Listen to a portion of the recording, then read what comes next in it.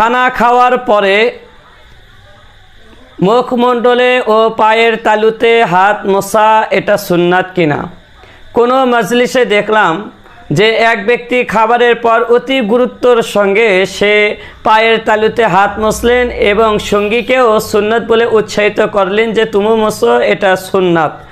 আসলে এটা কিন্তু সুন্নাত নয়, একে সুন্নাত বলা ভুল। বরং চর্বিযুক্ত খাবারের ক্ষেত্রে হাত সাবান বা গরম পানির দ্বারা উত্তমভাবে পরিষ্কার করে রুমাল বা তোয়ালে এই জাতীয় কোনো কিছুতে মুছে নেওয়া এটা উচিত।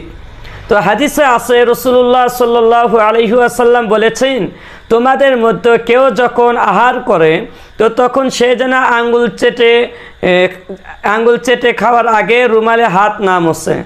তো যাই হোক, খাওয়ার পর হাতের তালুতে হাত মোছা বা বর্তন দিয়ে ধুয়ে পানি পান করা এগুলো নাজায়েজ নয়, তবে একে সুন্নাত বলাটা ভুল হবে।